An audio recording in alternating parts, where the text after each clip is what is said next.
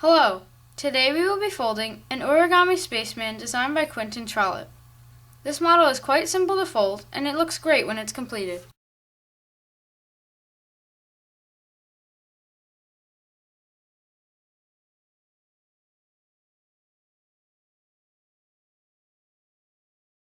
Now we're going to turn the model over. And now we're going to fold these edges in towards the center area of this shape here. So there's no exact reference point for this because we're creating the shape of the spaceman.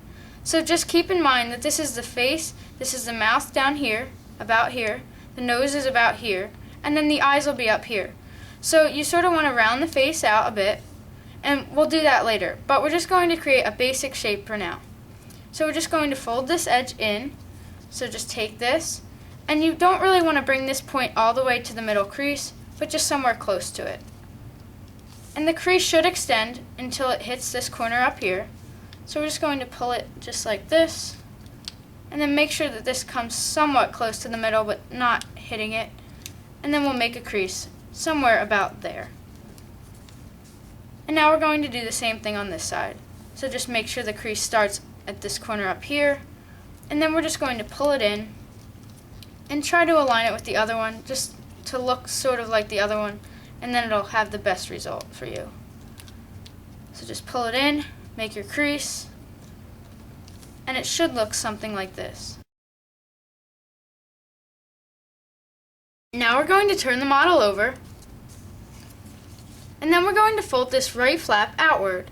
So we're just going to take this flap, and we're going to pull it out as far as it goes.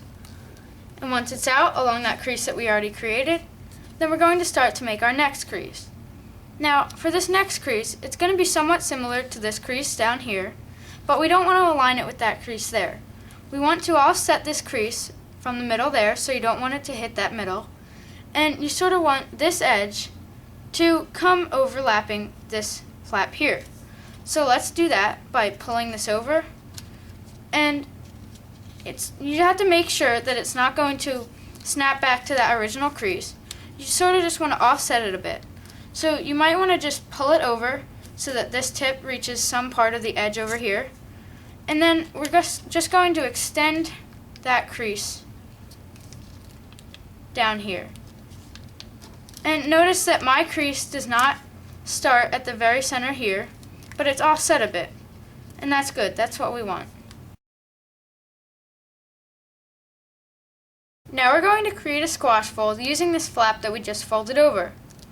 And so we're just going to stick our finger inside of this flap, and then we're going to bring the corner of this flap down to the center of the model or the top of the nose. So we're just going to bring it to about there. And yours may not look exactly like mine since the last crease had no reference point, but it should look somewhat similar. So once it reaches there, then you can make your creases, and it'll look something like this. Now we're going to fold up the tip of the flap that we just squash folded. And we don't have an exact reference point for this again, but we're just creating a basic shape for the eye. So you just want to pull it up, and you want to make sure that there's some room between the eye and this corner here. So you can bring it up about anywhere, and I'll just bring mine up about here. And once we have this, then we're just going to shape the eye a bit more. So you're going to want to pull some of the eye behind it. So you just want to fold down the tip of the eye a bit, so it looks like that.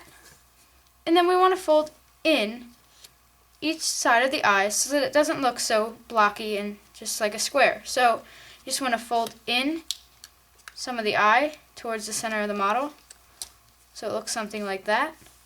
And then you can do the same thing on this one. So about somewhere like this. Again, there's no reference point for any of these creases, and it's all based on how we created this first squash in the first place. So about there is where it looks nice, and again, yours may not look like mine, but it should look somewhat similar. Now we're going to repeat some of the previous creases on the left side of the model.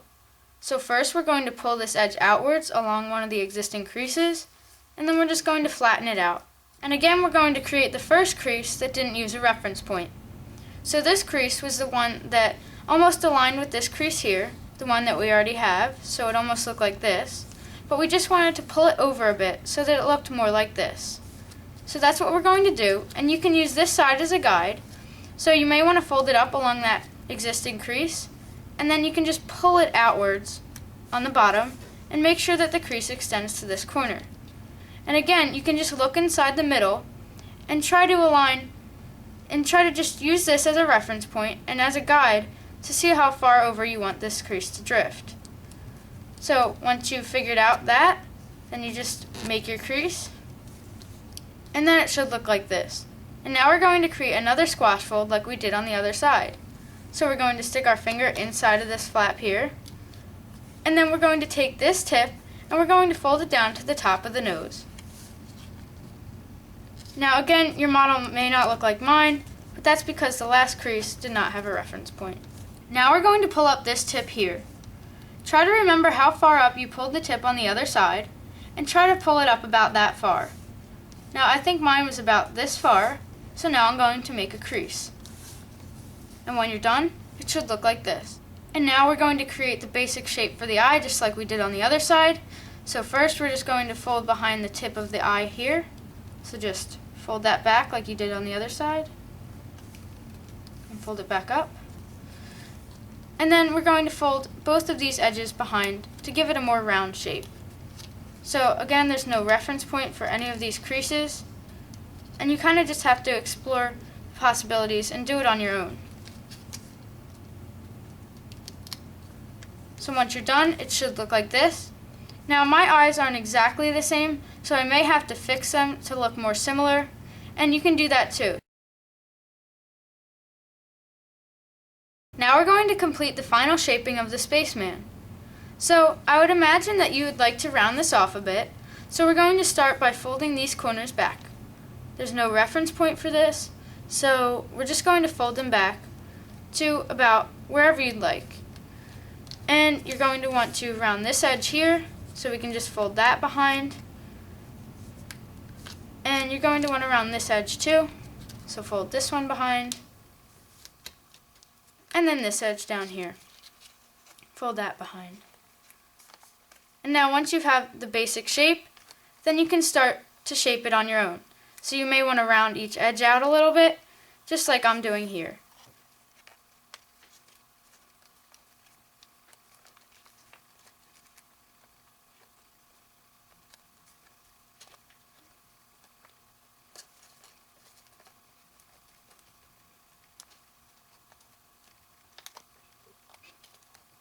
And once you've completed the final shaping of the model, then your spaceman is complete.